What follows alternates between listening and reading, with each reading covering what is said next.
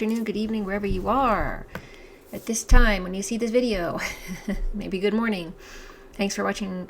Thanks for joining me, Dorothea, on Through an Orthodox Christian Lens. And I have another segment for you today. And this one is about U.S. Ambassador to Israel Mike Huckabee's statements and some other things going on with the Palestine issue and other things revolving around that. But we're going to go right to this post on X that says, U.S. Ambassador to Israel Mike Huckabee calls for American Christians to boycott, divest, and sanction Israel after numerous incidents of Christians being beaten and spat upon by Jews. I'm going to play this, but just a little note of information that's been going on for years and years. So let's just hear what Matt Gaetz has to say on this for a minute. Evangelical Christians love Israel. It's a land with a 4,000-year connection to our faith. But with the current erratic spasms of the Netanyahu government, the love may be unrequited. Is Israel an unwelcoming place for Christians? A new look into correspondence between U.S. Ambassador Mike Huckabee and the Israeli government raises questions about whether Christians are being mistreated by Israel. Huckabee alleges that's what's happening. The ambassador sent a letter to the Israeli Interior Minister accusing Israel of blocking Christian groups from entering the country. As a private citizen, Governor Huckabee personally led Zionist Christians on such tours. Now, Ambassador Huckabee initially met with the government of Israel to plead for the Christians who wanted to come and enjoy the Holy Land. But those pleas were ignored. Now Huckabee is threatening reciprocal punishment against Israel and their visa seekers wanting to come to America. He cited harassment and negative treatment of Christian groups. The nerve of Israel to demand America's weapons and money, but then refuse our touring Christians is astounding. About 3 billion people on the planet Earth tie their faith to the geography around Israel. And I believe everyone needs a little more of the golden rule. Treat others as you would want to be treated. Some will criticize this segment and say that the problem of Christians being harassed in or by Israel is overblown. But it's not me saying it. It's Ambassador Huckabee. Is Ambassador Huckabee an anti-Semite now because he's criticizing the government of Israel? Of course he isn't.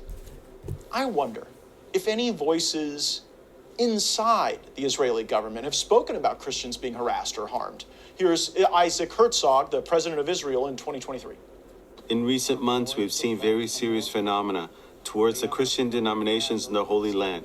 Our brothers and sisters, Christian citizens, feel attacked in their places of prayer, in their cemeteries, and on the streets. Christians in Jerusalem's Old City say they are often harassed, spit on, and even physically attacked by religious Jewish youth. I view this phenomenon as extreme and unacceptable in any shape or form. This phenomenon needs to be uprooted.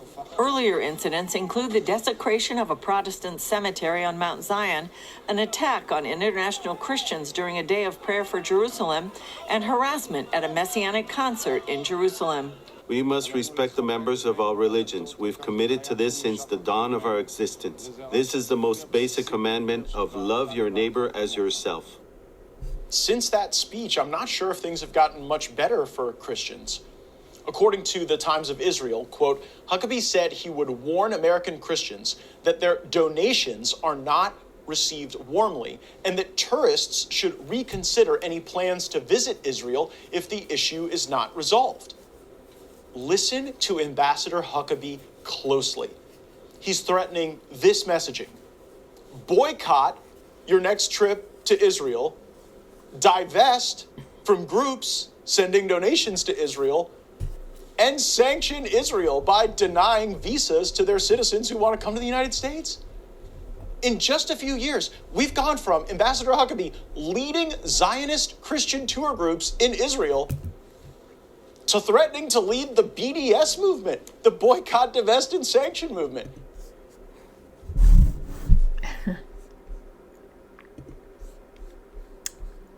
Well, It's nice of the ambassador, Huckabee, to recognize, finally, that Christians are being treated this way. However, he's just talking about visiting Christians, really, and ones, that were mentioned in that report. And I can't help but feel a bit insulted on behalf of all of my Orthodox Christian brethren and other ancient churches in that area, that Ambassador Huckabee did not recognize the Orthodox Christians and other ancient Christians living in Palestine for thousands of years, who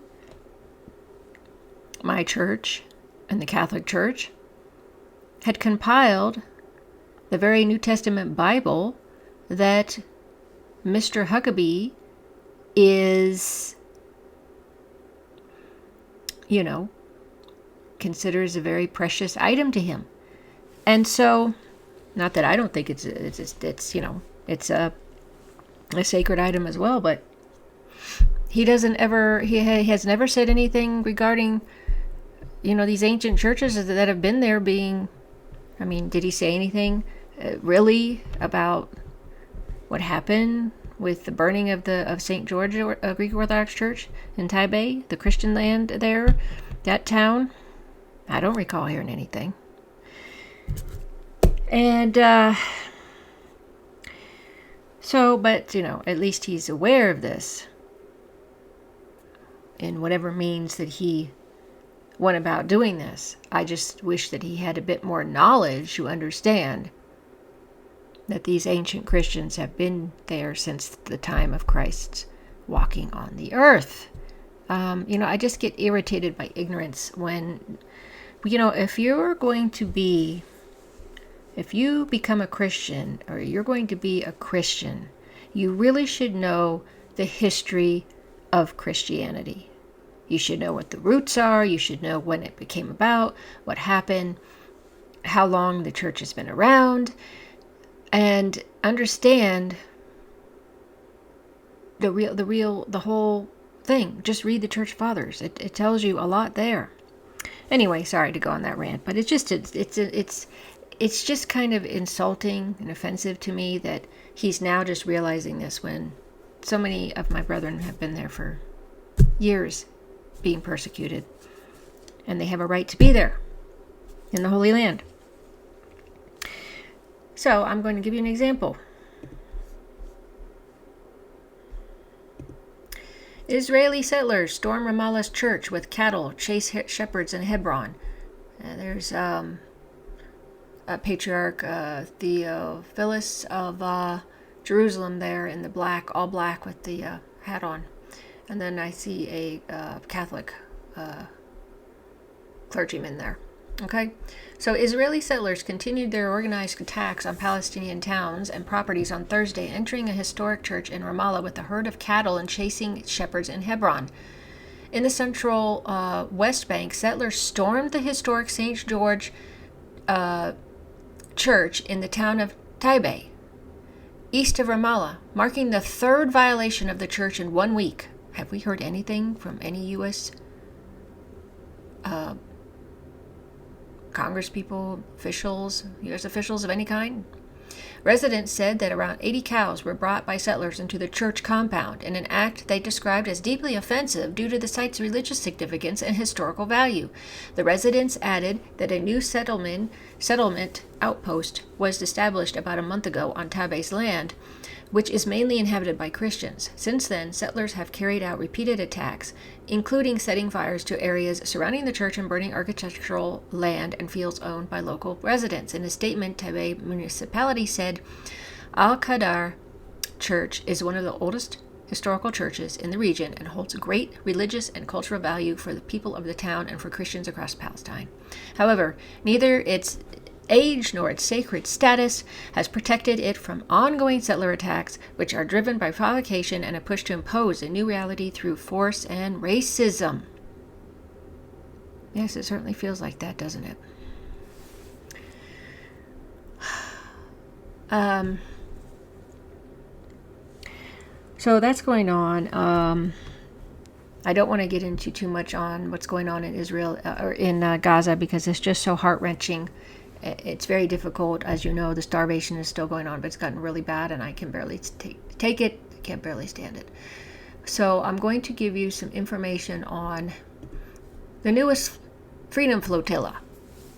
So apparently, this one has taken off. Hadn't even taken off, but at this time. But Gaza-bound aid ship Handala sabotaged before departure. Activists say the Freedom Flotilla coalition says the Handala, a Gaza-bound aid ship, was sabotaged before its departure from Gallipoli, Italy.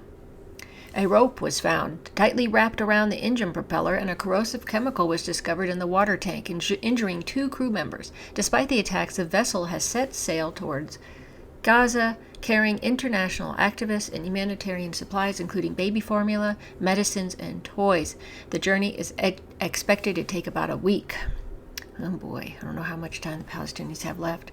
The International Committee to Break the Siege on Gaza condemned the sabotage attempts and called on the international community to guarantee the vessel's safe passage and prevent any acts of Israeli piracy. The voyage follows a similar mission by the vessel Madeleine 6 weeks ago, which included activists such as Greta Thunberg and French-Palestinian MEP Rima Hassan. I always hear all these condemnation, but there's no action being done to stop this. It's just terrible. Then I'm going to give you some other information that's quite interesting and good to know. Of course, we'll see what can be done. At Hague Group Emergency Summit, 30-plus nations seek to halt the genocide in Gaza. Host nation Colombia's Deputy Foreign Minister said participants will not only reaffirm their commitment to oppose genocide, but also formulate correct steps to move from words to collective action. That's what we need, collective action. Ministerial delegates from more than 30 nations gathered in the Colombian capital, Bogota, Tuesday for an emergency summit focused on concrete measures to end Israel's U.S.-backed genocide in Gaza and other crimes against occupied Palestine.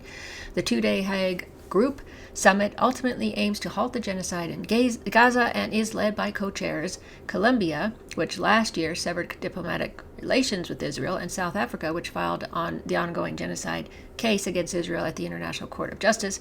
Can you blame these people? They've had so many bad things happen to their countries. Joined by around 24 countries. Progressive International first convened the Hague Group in January in the eponymous Dutch county, a city, which is home to both the ICJ and International Criminal Court, whose rulings the coalition is dedicated to upholding. This summit marks a turning point in the global response to the erosion and violation of international law. South African Minister of International Relations and Cooperation Ronald Lamola said ahead of the gathering, "No country is above the law, and no crime will go unanswered." Yeah, well, I hope so. I hope that this happens. Colombian Deputy Foreign Minister Mauricio Jaramillo Jasir said before the summit, the Palestinian genocide threatens the entire international system. Colombia cannot remain indifferent in the face of apartheid and ethnic cleansing, and participating states will not only reaffirm their commitment to opposing genocide, but also formulate concrete steps to move from words to collective action. This action includes enforcement of ICC arrest warrants issued last year for Israeli Prime Minister Benjamin Netanyahu and Yoav Gallant, his former defense minister, for alleged crimes against humanity and wars in Gaza, including murder and forced starvation in a war that has left more than 211,000 Palestinians dead, maimed, or missing since October 23, according to the Gaza Health Ministry. So here are the members: Bolivia, Cuba, Honduras, Malaysia, Namibia, and Senegal will attend the summit. Algeria, Bangladesh, Botswana, Brazil, Chile, China, Djibouti, Indonesia, Iraq, Ireland, Lebanon, Libya, Mexico, Nicaragua, Oman, Pakistan, Palestine, Qatar, St. Vincent and the Grenadines, Uruguay, and Venezuela will also take part. You'll notice that most of these countries have been oppressed in the past. terrible things have happened in their countries due to Western hegemony of Europe and the United States. So it says, notably, so will NATO members and U.S. allies Norway, Portugal, Slovenia, Spain, and Turkey. Well, this is good to know. So, like Israel, the United States denies there is a genocide in Gaza, which is unconscionable, outrageous, and just terrible. And the more we ignore this, again, we're making this okay to just slaughter whole families of people, children, babies, elderly, women, children, all these people of innocent. We're saying it's okay to do that. And I don't like my country being for this, our country's leaders and officials. This is, and we reap where we sow. Back to that point. We better repent because catastrophe is coming.